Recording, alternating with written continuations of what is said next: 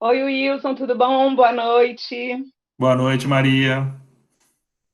É muito legal ter você aqui, né, nesse nosso conjunto de entrevistas para a gente poder discutir esse trabalho coletivo que a gente tem feito no Lema, de analisar a conjuntura, né, a partir da publicação desse primeiro conjunto de textos do Problematizes, nosso boletim de conjuntura. E obrigada por ter aceito fazer a entrevista e queria apresentar você, né, para todo mundo que esteja vendo a entrevista. O Wilson é nosso professor do Instituto de Economia.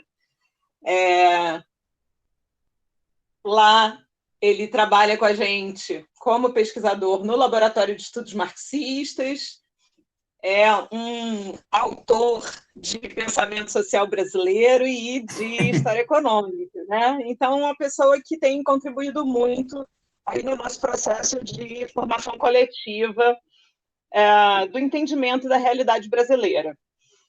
E o Wilson se desafiou a responder uma questão que ele propôs no grupo e que tem tocado mesmo a todos nós, né, do ponto de vista da curiosidade científica e do entendimento mesmo da conformação social, do que é um projeto econômico e político que está representado hoje na presidência da República, na sua dimensão religiosa. O Wilson, então, escreveu um texto que o título é A Virada Religiosa no Brasil, e trouxe para nós uma série de questionamentos a partir de alguns textos de referência com números bastante interessantes a respeito desse perfil religiosa, do perfil, né, da religiosidade no Brasil, e nos fez refletir e pensar, em especial nesse contexto atual, o que essa virada religiosa representa. Então, Wilson, queria começar, né, lendo o seu texto, é, trazendo, né, para o debate, que lendo o seu texto a gente fica muito tocado pelo fato do movimento de reflexão histórica que você faz, dessa mudança da religiosidade no Brasil, né? E uma mudança que acontece num movimento também que carrega uma contradição muito grande, né, num período histórico em que carrega uma contradição muito grande no Brasil hoje, no Brasil de então, né, quando ele começa, que Sim. é o final dos anos 80. É, chama atenção o fato de que essa mudança, essa maior mudança religiosa, ocorre exatamente quando a Constituição Cidadã vai ser aprovada, a democracia é restabelecida e, contraditoriamente, se abre espaço para o estabelecimento do neoliberalismo, das políticas neoliberais no Brasil. Como é que você vê a relação entre essa virada religiosa e esse movimento da política, né? Como é que você Bem, viu isso, novamente, né? vamos lá. Bem, novamente, boa noite, Maria. Boa noite para quem nos assiste. A questão é a seguinte: o que vai acontecer é que, nesse movimento da Constituição Cidadã, ela é oriunda também de um movimento não só dos sindicalistas, dos vários movimentos sociais ligados à esquerda, mas também do setor progressista da Igreja Católica, fortalecido nessa época pela teologia da libertação, justamente uma teologia que prega a libertação através também da libertação do pobre nesse processo, junto com uma participação política muito forte no ambiente da sociedade, para poder transformar uma realidade de pobreza, de opressão. Isso vai muito ao encontro do que se desejava fazer na Constituição de 88. Porém, e aí é que o que se explica também um pouco de por que esse movimento é tão forte ali, e quando chega na década na redemocratização, a gente vai percebendo um começo de enfraquecimento. Aí é uma questão interna da Igreja Católica, no qual os setores conservadores fizeram uma perseguição muito forte, principalmente sob o pontificado de João Paulo II, e principalmente na década de 1980, até início da década de 1990, até meados da década de 90, para ser mais exato, principalmente a esses movimentos progressistas dentro da Igreja Católica, sob o pontificado de João Paulo II, de 78 a 2005. Concomitantemente a um fortalecimento de movimentos de caráter mais conservador dentro da Igreja. Isso contribuiu para esse enfraquecimento. Ao mesmo tempo, a gente observando aqui no Brasil, nós vamos ter um movimento de que nós temos a Constituição Cidadã e democratização, mas temos a entrada do neoliberalismo de uma maneira forte no Fernando Collor de Mello. Mas mais forte ainda na continuação no Fernando Henrique Cardoso. E no Fernando Collor ainda foi interrompido um pouco esse movimento após o impeachment, o Itamar Franco. Mas esse movimento, como é que vai refletir religiosamente? Vai ser pelo outro lado, em que, se o neoliberalismo eu tenho menos participação do Estado, e eu vou ter um aumento da desigualdade social como consequência, essas igrejas evangélicas elas vão ocupando esse espaço de fragmentação social que o neoliberalismo causa, dessa perda. Se as comunidades eclesiais de base, que eram um movimento que ainda existe, mas estão muito enfraquecidas, um momento que congregava, o que eu vou colocar no lugar? O que entra no lugar? As igrejas evangélicas pentecostais, que vão trabalhar muito numa linha como que podemos dizer, conservadores na política, conservadores nos costumes, mas também que tomam emprestado às religiões mais antigas a ideia de comunidade. E isso ordena a vida dessas pessoas que estão fragmentadas, principalmente os mais excluídos. Porque há uma rede que vai se constituindo também de apoio a essas pessoas. É interessante, Wilson, e isso aparece também no seu texto, e eu acho que, juntando com a reflexão que o Matheus faz também no artigo dele, né, do Problematizes, é interessante perceber que essa busca pelo religare, né, pela comunidade que aparece, ela é feita por meio de uma ideologia que valoriza o indivíduo e sua realização material na Terra, né? Sim. Como algo que o conecta com o divino, né? Então, assim, você destacou a questão da substituição, não, da ocupação de um espaço que o Estado deixa na medida em que o Estado neoliberal desatende uma parte grande da população, então essas instituições religiosas ocupam esse espaço de rede de reconexão, né, de rede de apoio, rede de suporte, mas, ao mesmo tempo, elas valorizam muito o indivíduo e o individualismo, né? Que não só uma oposição ao movimento que você marcou, das comunidades eclesiais de base, mas também muito diferente das religiões afro-brasileiras, que se constituem como terreiros, como comunidades bastante coletivizadas, em que tudo se realiza de uma forma muito mais horizontal, né? A mediunidade é horizontal, o contato com o divino é horizontal, por mais que tenha o pai, a mãe de santo, tem a participação na atividade religiosa é bastante aberta. Essas religiões neopentecostais, elas atingem muito essa população que tem uma referência nas religiões de matriz africana, nas afro-brasileiras. Como é que você vê aí que foi construído essa, vamos dizer assim, essa desconexão com a África e conexão com esse projeto individualista? Bem, vamos lá.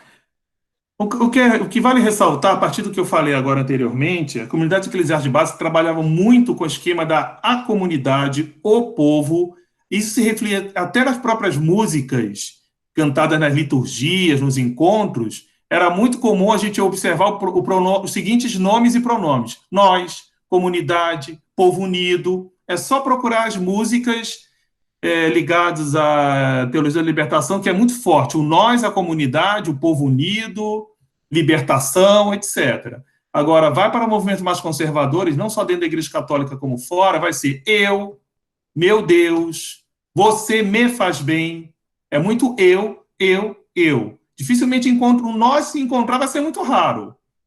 E já começa a perceber pelas músicas.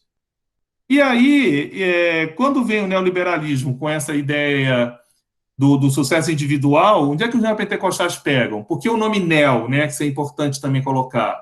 Porque já existia um movimento pentecostal. Pentecostal, vamos lá, a palavra pente de 50, costar do espírito, estou fazendo uma tradução livre a partir do grego, que significa o seguinte: a origem vem 50 dias pela tradição católica mais antiga, que coloca o seguinte: não, poxa, 50 dias após a ressurreição de Cristo, o Espírito Santo é enviado aos apóstolos, aí eles começam, vamos dizer assim, a pregar e a levar a palavra de Jesus ao mundo, etc. Seria isso. Então, a ação do Espírito Santo. Então, Pentecostes, essa ação. Muito bem, esse movimento, esse pentecostalismo, é um movimento que perpassa dentro da Igreja Católica, com a renovação carismática católica, nas protestantes históricas, como anglicana, metodista, presbiteriana, luterana, e onde é que entra o neo nessa história? E o pentecostal, com a criação de igrejas, inclusive antes do primeira metade do século XX, como igreja Congregação Cristã no Brasil é mais antiga, mas tem uma dos anos 60, que é a Igreja Nova Vida, que ainda existe, mas é pentecostal. E onde é que é a diferença? No pentecostal, eu quero fazer nos cultos a invocação do Espírito Santo para me iluminar, me dar força, etc. Ok, mas são cultos menos, vamos dizer assim, com menos espetáculo, com menos música, uma coisa mais sóbria, vamos dizer assim. E o NEL? O NEL já vem a partir também do movimento oriundo dos Estados Unidos. O NEL vai colocar um elemento, vamos dizer, mais de culto show, culto espetáculo. Eu vou ter pregação, mas eu vou ter muita dança, muito canto, vou ter muito isso. E pode ter música romântica, com uma balada romântica no meio, mas pode ter música com roupagem mais pop. O importante é estar louvando no sentido mais espetáculo. Isso é que é o importante nesse processo. Então, eu vou fazer na igreja neopentecostal, conservadora nos costumes, na política, mas procura fazer uma estética um pouco mais modernizada para atrair isso, para atrair os fiéis. Isso é importante destacar. E aí, quando vem essa questão da religião de matriz afro-brasileira, né, de matriz africana, as afro-brasileiras, também tem muito forte a comunidade. E é muito forte também na periferia. E aí é que entra o conflito. E, ao mesmo tempo, como diz um artigo que eu cito, de um autor, ele vai dizer o seguinte: olha, é conflito e é aproximação, de uma maneira contraditória. Em que sentido? Os cultos, eles têm assim, isso é um movimento que já surge quando essas igrejas neopentecostais começam a surgir no Brasil, meados da década de 70, início da década de 80, como a Igreja Universal do Reino de Deus, a Igreja Internacional da Graça de Deus, por exemplo, essas são as mais antigas, vai ser muito forte a linha dessa estética mais moderna, mas eu vou. Na linha da estética mais moderna, vai uma modernização no seguinte discurso: conservador nos costumes, conservador na política, mas eu vou trazer muito forte o sucesso individual. É o sucesso individual, é a teologia da prosperidade. Eu tenho que provar que estou abençoado tendo bens materiais. E isso vai de encontro contra o que se colocava antes. E justamente quero o contrário, não, o do partilhado, construir comunidade, etc. Isso vai de encontro, vai contra. Então, nesse processo, o que vai acontecer? Isso vai contra também a religião de matriz africana, religiões afro-brasileiras. Como é que eu vou construir, como é que vai ser construído isso? Esse conflito e, ao mesmo tempo, essa aproximação. Nos cursos de religiões de matriz africanas, afro-brasileiras, pode acontecer os fenômenos de baixar o santo, da pessoa incorporar entidades, etc., né?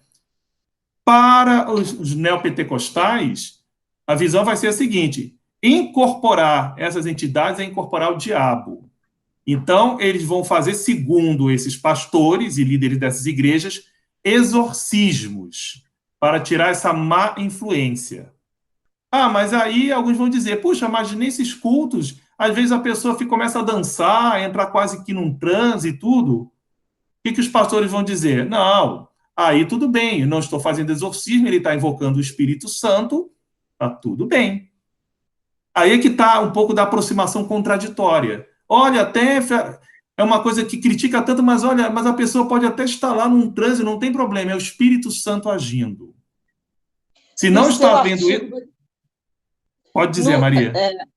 no seu artigo você menciona 2 livros, um livro de um pastor americano e um livro de Isso. um pastor brasileiro diretamente direcionados para essa questão da crítica, né? E que depois vira até uma perseguição aberta às religiões de matriz africana.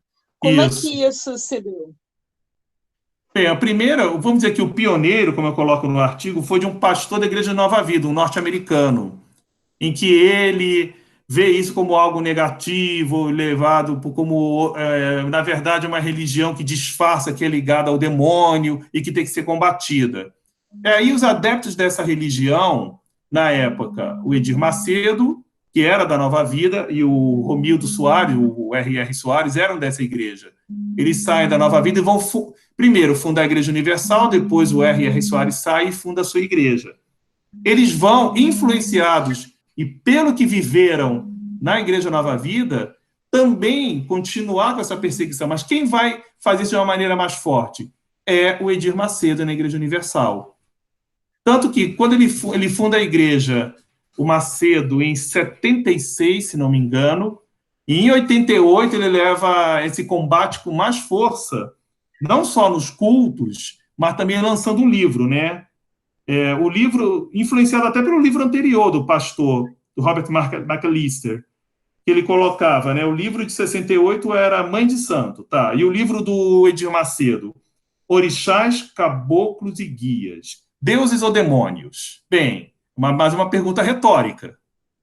E ele coloca nesse livro, que inclusive houve várias tentativas de barrar sua venda por várias entidades ligadas à religião afro-brasileira, sua divulgação na justiça, chegou a ficar um tempo sem poder vender, mas o Edir Macedo conseguiu derrubar na justiça isso. É uma briga, né, nesse processo. Mas aí vem muito em cima disso. Mas qual é a diferença em relação ao que anteriormente faziam aqueles que criticavam? É uma ação mais direta, de assediar os terreiros, e alguns de uma maneira mais violenta, não só ligada à Igreja Universal, mas outras denominações, de chegar e até atacar esses terreiros. Inclusive com uma coisa que, quando eu me deparei, eu considerei uma das coisas mais contraditórias e esquisitas que eu já vi: traficantes evangélicos. Uma parte dos traficantes é convertida à religião evangélica como um sinal do sucesso, que eu vou ter a bênção. Então, eu vou combater o que significa aquilo que vai atrapalhar o demônio. Seria... Wilson, a coisa assim, que mais me tocou nesse texto foi um elemento que você aponta, né, depois que você faz essa recuperação da movimentação que eles vão fazer para garantir essa virada religiosa, para ter um grande público, que é a revelação que esse projeto aparentemente espiritual, e aí revelação é uma palavra que combina bem, né? É verdade. Espiritual, enfim, de costumes e tudo mais, enquanto um projeto político no sentido de político partidário institucional, né? Porque eles vão vão criar legendas e tomar a frente de algumas legendas e vão ter um projeto tão forte, né, que vai, nesse momento, ascender ao ponto de encontrar na figura do presidente da República um representante seu, né? Ou então, se a gente quiser um pouco antes, né, pensar que havia uma referência a uma bancada da Bíblia, que tinha uma relação muito forte com isso, né? Como é que você vê, né, essa movimentação? Como é que esse projeto espiritual vira esse projeto político? Né? O projeto primeiro foi o do Adepto dos Fiéis, foi se tornando um projeto político à medida que eles iam ocupando espaços na mídia, até inclusive comprando horários de TVs abertas e até fundando a sua própria emissora. Mas também muito mais forte, antes mesmo na televisão, foi muito mais forte a presença nos rádios, a presença de radialistas com esse discurso. E isso fortaleceu muito. Daí para começar a ter um projeto de poder, foi algo que foi se construindo, principalmente no decorrer da década de 90, à medida que eles iam se fortalecendo. Na esteira do neoliberalismo, do abandono dessas populações, eles iam conseguindo arrebanhar. E é um projeto que, justamente, porque... Por favor, Maria. Não, pode terminar. E é um projeto que, justamente, é tão forte esse projeto que eles vão trabalhar numa linha de que o diferente deles é uma ameaça e não alguém com quem eu vá conviver. O que explica, então, ou seja, esse discurso de perseguição aos homossexuais, de um discurso que vai contra a pauta feminista, por exemplo, um discurso que, de uma maneira um pouco mais fraca, mas não deixa de ter também, inclusive de críticas à pauta do movimento negro. Não é tão forte isso, mas é colocado. O discurso, não, somos todos iguais, etc. Esse é o discurso para dividir, não é para unir. Trabalha-se muito isso. Aí, Wilson, aparece, sim, no seu texto, e eu acho que é uma questão fundamental, como é que esse movimento de virada religiosa, tomada do poder, ganho de relevância social, vai se comportar hoje em termos de Covid, né? A gente estava falando, numa das entrevistas, a gente estava conversando que existe um discurso geral de que a Covid, né, o coronavírus e a doença dele proveniente, aparece como se fosse uma praga daquelas pragas bíblicas. Jogou na população porque, né, é algo que vem do divino, do nada, de fora, sem olhar que é uma questão fundamentalmente relacionada com a forma como o capitalismo está se expandindo e o regime de acumulação atual. E aí a gente vê no nosso governo, diante de um problema de pandemia mundial, uma postura negacionista, né? E duas coisas acontecendo. Uma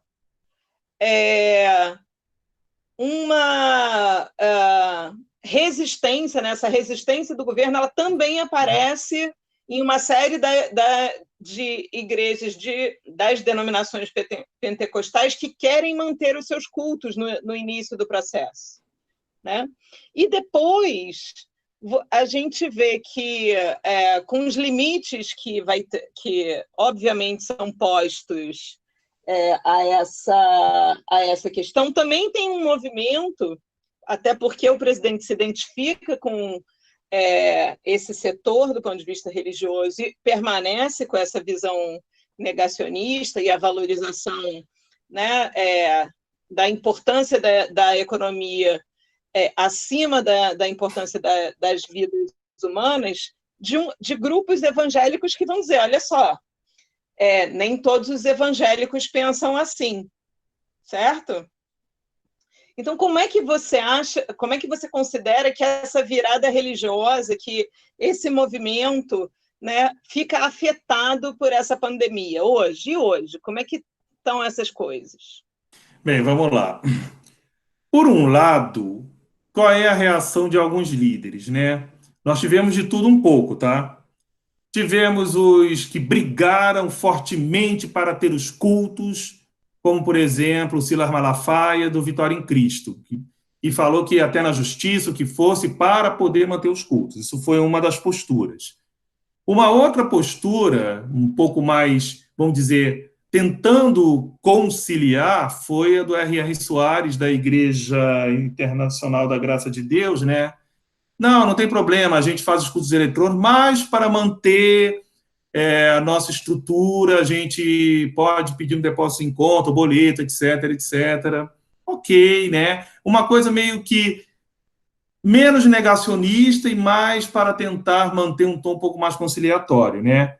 E por outro, teve outra postura, que inclusive foi, não está isso nem no texto, porque saiu isso depois que eu terminei o texto, como do caso do líder da Igreja Mundial do Poder de Deus, Valdemiro Santiago, que tentou vender uns feijões que poderiam curar a Covid-19, né? Entrar até na esteira da cura, né? Entre aspas. Mas que o Ministério Público entrou com uma ação e conseguiu proibir a veiculação desse vídeo no YouTube. Isso aconteceu há uns poucos dias atrás.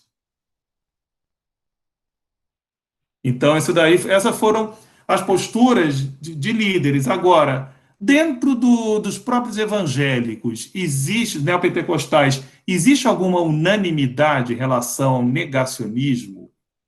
Olha, eu não tenho dados concretos. O que eu me baseio foi, por última reportagem saída no portal UOL, que eles fizeram pequenas entrevistas em diferentes locais com pessoas dessas denominações, eles não especificam de uma maneira mais clara, mas que colocam o seguinte, olha, tem aquela coisa de que o Covid pode ser um sinal de Deus, etc, etc, toda essa questão do vírus, mas eu acho que a gente tem que usar máscara mesmo, tem que ter isolamento, fazer o quê, né? Apesar de achar que nossos pastores talvez não estejam corretos, não existe uma questão tão unânime assim. É algo que chegou a dividir também entre os próprios fiéis, que foi interessante isso. Claro que fica meio difícil generalizar, porque eles fizeram mais uma pequena amostra para tentar entender um pouco se ia ser tão unânime assim. Se formos pegar, então, as denominações mais antigas, protestantes históricas, vamos pegar a Igreja Católica, é de total adesão, né, tirando uma ou outra voz que seja contra, mas como liderança, instituições, não, a gente vai fechar as igrejas, vamos fazer pela TV e vamos fazer as medidas de preservação de isolamento social e distanciamento, para tentar melhorar essa situação. Essa tem sido a postura. E fora também a atuação, né, de evangélicos que estão contra a postura, não só contra o atual governo, também contra várias posturas que várias igrejas têm tido em relação à Covid e têm protestado veementemente contra isso.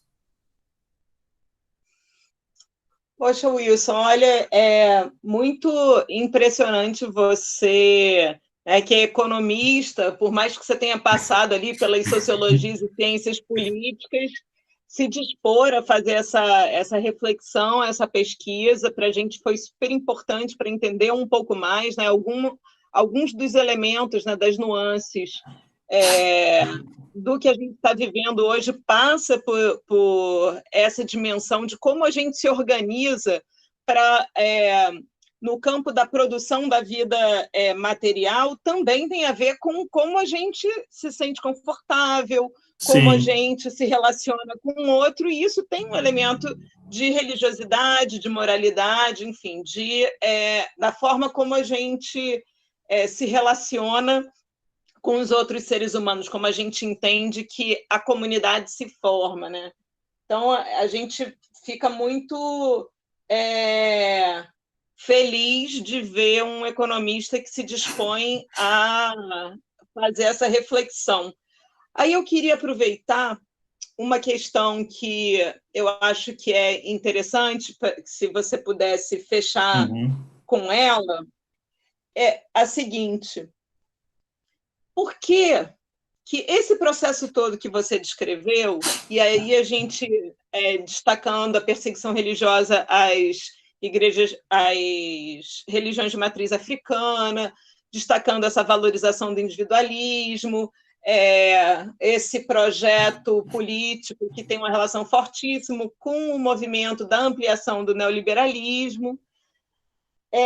Por que você considera que, primeiro, a religião católica, né, que é, como no seu texto indica, a principal religião, denominação religiosa dos brasileiros ainda hoje, por mais que tenha crescido tanto significativamente a religiosidade vinculada às religiões neopentecostais.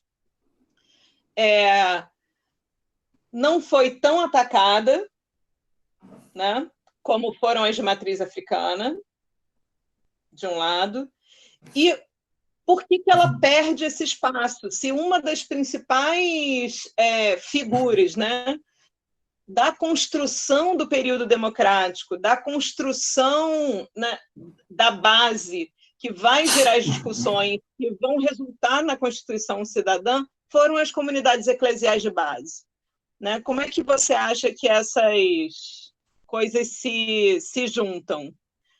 Lembrando aí que não deixou de ter aquele episódio do chute na Santa, né? Ah, sim. Olha, o fenômeno, vamos dizer assim, da maioria de adeptos da Igreja Católica, aqui no Brasil acontece algo que é interessantíssimo, né? Existe a figura do católico praticante e do não praticante. Uma vez a igreja, isso foi na década de 90, agora que eu me lembrei disso, a igreja fez um censo interno para saber, muito bem, pessoal, a gente vê no IBGE que a maioria é católica, mas a gente quer saber quem é que pratica mesmo, está atuando, indo à missa, participando de alguma coisa, além de se denominar, né? Aí, claro, descobriu, pena que eu estou sem esse acesso. Eles fizeram esse censo interno para saber o que é que tinha. Eu vou tentar descobrir esses dados. Porque uma estimativa muito grosseira de tipo, não, se coloca, vamos dizer, em 2009 o registro de 68,43% de católicos, né? Geralmente a estimativa mais otimista de tira os 20% aí, tá? Vamos diminuir bastante, de 20 a 30 para praticante, que tem bem menos, tá? Porque é uma questão cultural da nossa formação. Isso é muito forte. E aí tem essa questão, e aí vem junto. Aí, na medida em que a gente tem uma formação histórico-cultural com essa influência portuguesa, que uma matriz, que tem uma matriz de referência na religião católica, isso vira um pedaço da tradição brasileira, né? É isso. Então, parece que faz parte dessa tradição brasileira. E aí, chutar a Santa não deve ser tão bem recebido, né? Não, tanto que isso aí repercutiu tão mal na igreja, no ambiente, isso foi em 95, que a igreja, os dirigentes da Igreja Universal recuaram, pediram desculpas e tal. Não que eles não atacassem internamente, criticassem nos seus cultos, mas eles diminuíram o tom. E como as religiões de matriz afro-brasileira eram mais fracas no sentido de articulação, de se defenderem, aí eles foram mais fáceis para serem atacadas, infelizmente. Foi esse o processo. E vem junto também com o aumento cada vez maior de uma influência do neoliberalismo, uma influência norte-americana entrando cada vez mais forte via esses cultos neopentecostais da teologia da prosperidade. Isso se reforça, e isso vai, vamos dizer, minando um pouco essa tradição cultural anterior que a gente tinha. Principalmente aqui no Rio de Janeiro. Eu fico, assim, tocada por essa percepção que você indica, porque nos países europeus, tirando Espanha, França, Espanha, Portugal e Itália, né? Sim. Todos os outros países europeus têm um pedaço grande da população que é simplesmente ou agnóstico ou ateia, Sim. autodeclarado. E no Brasil, esses dois traços, né, do posicionamento não aparecem com tanta força. Por isso que eu falei um pouquinho, inclusive, dessa questão da teologia da libertação, porque e das comunidades eclesiais de base. Aparentemente, elas têm uma vinculação forte com o pensamento crítico e com o pensamento marxista. Sim, e fora sim. daqui é altamente vinculado a um agnosticismo e um ateísmo, né? Porque foi assim, né? Esse movimento, a teologia da libertação é um movimento inicialmente da América Latina para a América Latina, mas que podendo se estender para outros lugares do terceiro mundo, mas começou aqui. Começou aqui. Como influência do movimento de renovação da igreja a partir do Concílio Vaticano II. E é um movimento que a gente, vamos remontar, década de 60, o João 23 convoca um concílio para repensar os caminhos da igreja, e aí é que vem um pouco do que a igreja é hoje, tá? Acaba com essa história de fazer padre rezar de costas em latim, rezar na sua própria língua, revalorizar a leitura da Bíblia. E nesse concílio, alguns padres da América Latina fizeram alguns bispos fizeram o chamado Pacto das Catacumbas em Roma, que era o pacto de uma igreja mais simples e voltada para o pobre, principalmente da América Latina. Isso é um embrião, que aí também a teorização foi vindo a partir de um padre falecido, acho que 5 anos atrás, o Gustavo Gutierrez, e foi se espalhando entre vários teólogos, padres, bispos pela América Latina, e se fosse refletido nos diversos encontros no decorrer da década de 60 e 70. Foi conformando essa igreja. Na Europa, o movimento crítico, a partir do Concílio Vaticano II, foi um movimento menos de politização, menos de influência à esquerda, que a teologia da libertação foi entender o seguinte, tá bom, temos que libertar esse pobre materialmente, mas precisamos de instrumental para entender essa sociedade. E aí eles foram beber das ciências sociais, foram beber do marxismo. O que deixou o povo lá do Vaticano, o mais conservador, de cabelo em pé. Que história é essa de beber do marxismo, etc. Aí foi aquela briga, né? Mas na Europa o movimento foi outro. Não que não existissem teólogos progressistas, existiam, mas os progressistas foram trabalhar muito mais na linha dos costumes, de liberalizar costumes, uma igreja mais aberta a essas questões morais. Na Europa foi muito mais esse movimento, diferente do que ocorreu aqui na América Latina, que foi muito mais pela política, por uma igreja mais participativa, comunitária, da libertação das opressões. Olha, Wilson, vou dizer um negócio para você. Terminando aqui a nossa entrevista, né? Eu fico pensando que a gente não poderá evitar, assim que acabar esse período de isolamento social e que voltarem a ter as atividades esportivas, falar de futebol. Que a gente fala de política, a gente fala de economia, a gente fala de religião, está na hora da gente falar de futebol, completar as polêmicas. Isso aí. Falar de futebol também. Com certeza. Porque tudo isso, todas as expressões sociais, todas as expressões, né, humanas, elas têm uma essencialidade social, né, e se vincula com os modos de fazer da vida, com as questões da estrutura econômica de uma maneira tão profunda que fazer qualquer análise de conjuntura que não leve em consideração a essas dimensões, né, das paixões e dos sentimentos humanos é deixar de lado um pedaço grande, né? Ainda mais quando está todo mundo à flor da pele isolado dentro de casa. É verdade, Maria. Tá ótimo. E quem não está mais à flor da pele ainda, não é isso? Wilson, muito obrigada. Não sei Obrigado, se você Maria. gostaria ainda de falar mais alguma coisa para o pessoal aí antes da gente fechar a entrevista, e aí a gente encerraria depois a gravação. Fale. Ok, eu agradeço pela oportunidade e coloco o seguinte: isso aqui é só um pouquinho, tem muito mais coisa para a gente explorar nesse tema, muito mais coisa, mesmo. Fui descobrindo isso à medida que eu fui escrevendo, e até na minha própria fala, fui vendo, epa, tem mais uma coisa aqui, tem mais outro elemento aqui para a gente poder pesquisar, para a gente poder debater. É isso. Então, agradeço a oportunidade. Maravilha, querido. Vou desligar então a nossa gravação aqui, tá Ok, bom? tá bom. Obrigada mesmo.